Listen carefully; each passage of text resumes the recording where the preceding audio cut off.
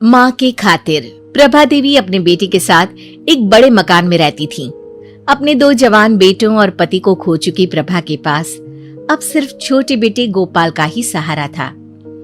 Gopal office से आते ही माँ के पास बैठ जाता। माँ, दिन में क्या खाया?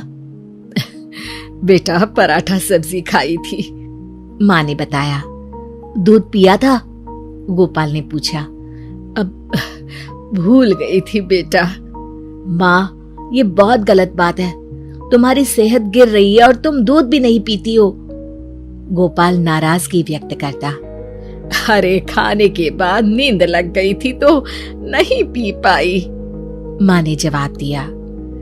अच्छा, अब रात को पी लेना, गोपाल ने कहा।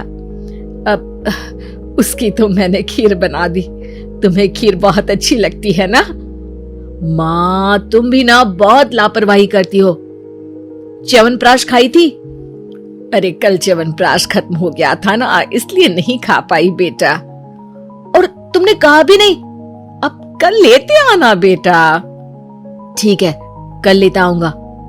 ऐसे रोज गोपाल आता, माँ के पास बैठता और फिर खाना खाकर सो जाता। सवेरे ऑफिस चला जाता। घर का सारा काम नौकरानी कर देती। एक दिन माँ प्रभा देवी ने कहा, बेटा, अब मेरे लिए बहू ला देना। अरे, अभी क्या जल्दी है माँ? बेटा, पोते का मुंह देखने का बहुत मन करता है, प्रभा देवी गंभीर होकर कहती।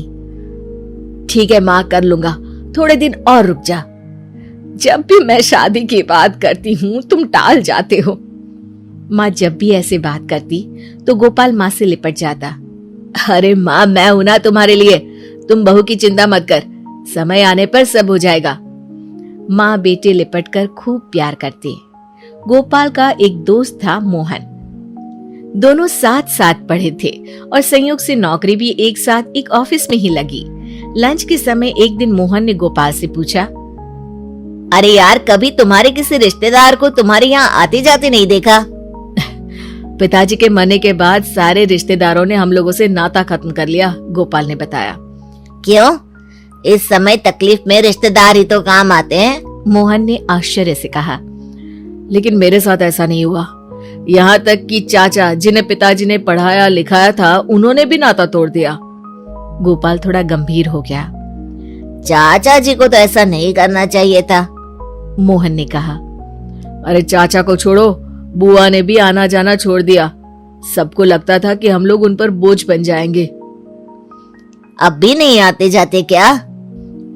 मेरे बड़े होने और नौकरी लग जाने के बाद सभी ने रिश्ता फिर से बनाने की कोशिश की, लेकिन माँ ने मना कर दिया। जब मुसीबत में साथ नहीं थे तो अब क्या रिश्ता रखना? सही किया माँ ने। कुछ दिन बाद गोपाल ने मोहन से कहा, यार मोहन, तुम अकेले रहते हो एक कमरे में, हमारे यहाँ क्यों नहीं आ जाते? दोनों साथ रहेंगे। मोहन की बहुत ना नुकुर करने के बाद गोपाल ने मोहन को अपने घर में रहने के लिए राजी कर लिया और अब मोहन और गोपाल एक साथ रहने लगे। गोपाल की माँ को भी अच्छा लगने लगा।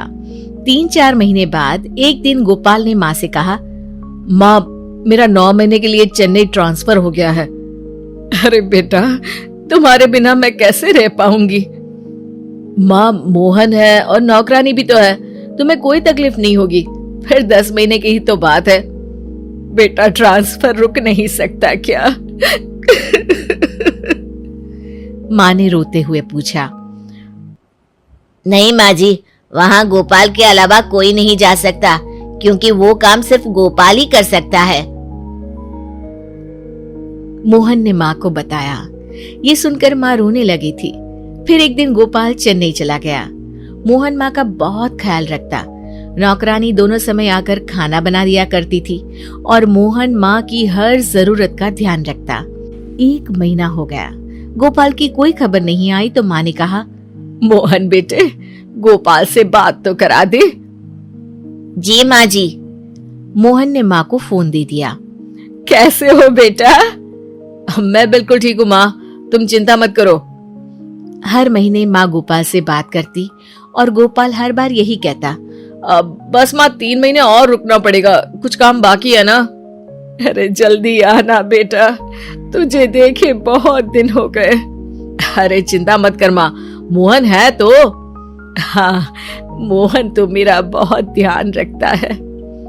इसी बीच 4-5 दिनों के लिए मोहन भी चेन्नई गया था और लौट कर आया तो माँ को यही बताया था कि गोपाल बिल्कुल ठीक है, चिंता की कोई बात नहीं है।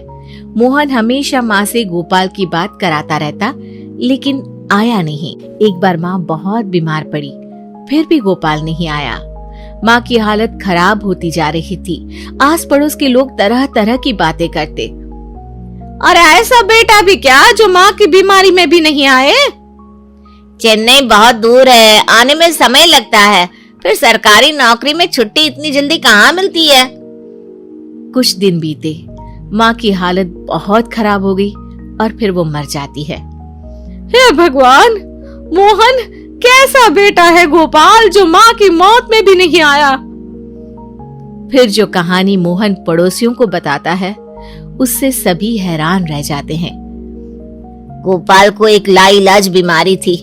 डॉक्टर ने उसे बता दिया था कि वो कुछ दिनों का ही मेहमान है, लेकिन माँ अपने 2 बेटों को खो चुकी थी, पति भी नहीं थे।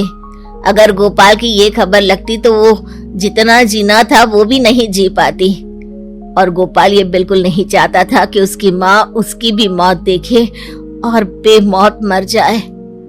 हैं? फिर वो फोन पर कौन बात करता था? वो रिकॉर्डेड आवाज मुझे दे गया था, जो मैं माँ को सुना देता था। गोपाल की इच्छा अनुसार सारी संपत्ति मोहन ने अनाथालय को दी।